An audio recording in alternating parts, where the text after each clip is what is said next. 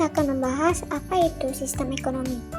Sistem ekonomi itu yaitu suatu cara yang diambil untuk mengatur serta mengorganisir seluruh kegiatan ekonomi, baik ekonomi rumah tangga negara atau pemerintah maupun rumah tangga masyarakat atau swasta untuk mencapai kesejahteraan.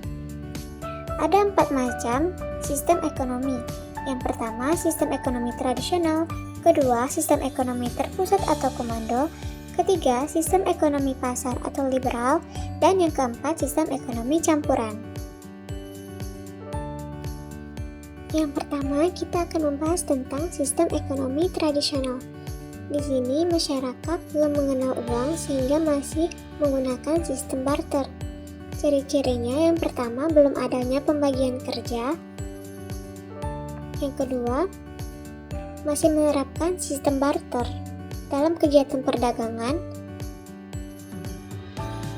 Yang ketiga, masih bertumpu pada sektor agraris. Yang keempat, masih terikat pada adanya adat istiadat. Dan yang terakhir, teknologinya masih bersifat tradisional. Adapun kelebihan dari sistem ekonomi tradisional ini, yang pertama, setiap masyarakat itu termotivasi untuk menjadi produsen. Yang kedua, persaingannya sehat. Yang ketiga, dengan sistem pertukaran barter, masyarakat ini cenderung bertindak jujur. Yang keempat, mendorong kerjasama individu. Yang kelima, perekonomiannya stabil. Dan yang keenam, alam juga terjaga. Adapun kelemahan dari sistem ekonomi tradisional, yang pertama, kegiatan ekonomi ini hanya untuk memenuhi kebutuhan hidup saat ini. Yang kedua, sulitnya mempertemukan kedua belah pihak yang saling membutuhkan. Yang ketiga, produktivitas yang rendah akibat teknologi yang digunakan itu masih sederhana. Yang keempat, kualitas barang hasil produksi juga masih rendah.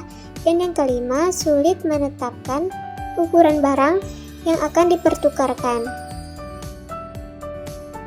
Nah, beberapa negara yang menerapkan sistem perekonomian tradisional ini yaitu Indonesia, Afrika Tengah, Ethiopia, dan Malawi.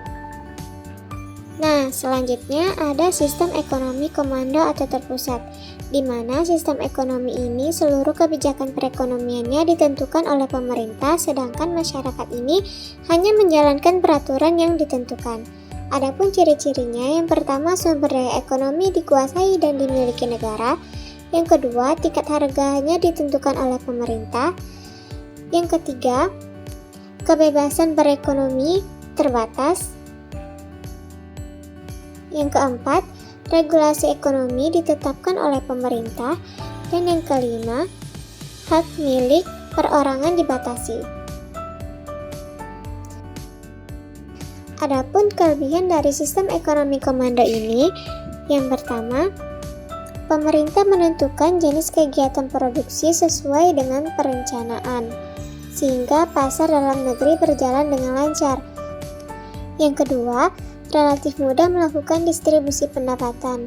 Yang ketiga, pemerintah lebih mudah mengendalikan inflasi, pengangguran, atau berbagai keburukan ekonomi lainnya, karena kegiatan ekonomi ini direncanakan oleh pemerintah. Yang keempat, pemerintah bertanggung jawab penuh terhadap kegiatan ekonomi. Dan yang kelima, program pemerintah pun cepat terwujud. Adapun kelemahan dari sistem ekonomi komando ini, yang pertama, tidak adanya kebebasan untuk berusaha. Yang kedua, hak milik perorangan tidak diakui. Yang ketiga, potensi, kreativitas, dan inisiatif masyarakat tidak berkembang. Yang keempat, sering terjadi praktik monopoli yang merugikan masyarakat. Yang kelima, sangat tergantung pada pemerintah. Nah, negara yang menerapkan sistem ekonomi komando ini yaitu Korea Utara. Selanjutnya kita membahas sistem ekonomi pasar atau liberal. Sistem ini negara memberi kebebasan kepada setiap orang untuk mengadakan kegiatan ekonomi. Ciri-cirinya, yang pertama, sumber daya ekonomi dimiliki dan diatur swasta secara bebas. Yang kedua, adanya pembagian kelas atau status masyarakat. Yang ketiga, pemilik modal berhak memiliki sumber-sumber produksi.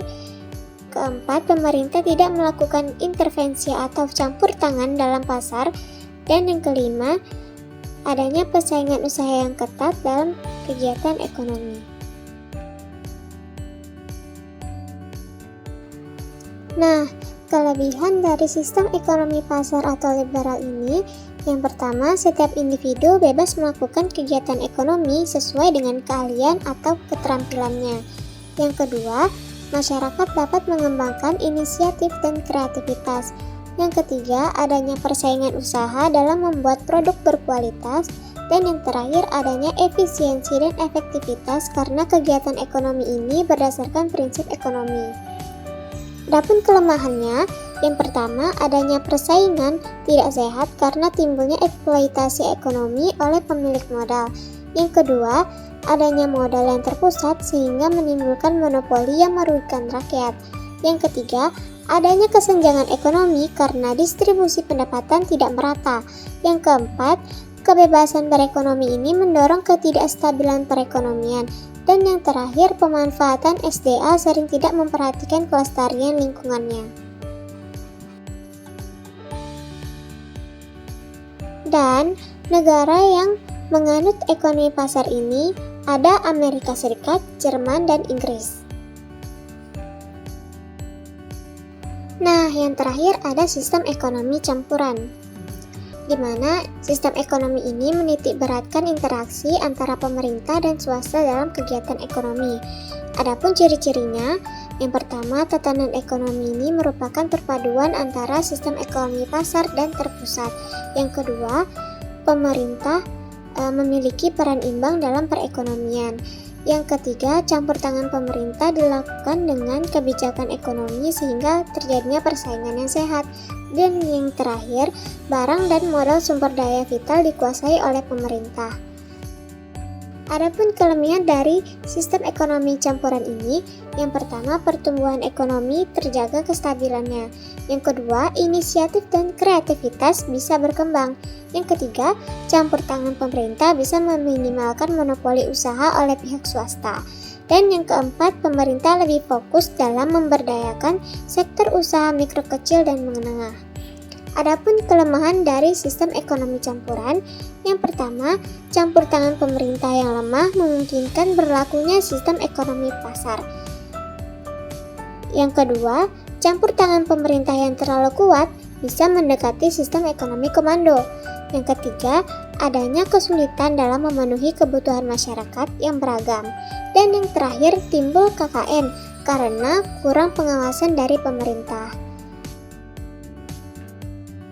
Nah, negara yang menerapkan sistem ekonomi campuran ini mayoritas terdapat di benua Asia dan Afrika. Contohnya adalah Indonesia, India, Malaysia, Mesir, dan lain sebagainya. Nah, sekian materi kita hari ini. Sampai jumpa di pertemuan selanjutnya.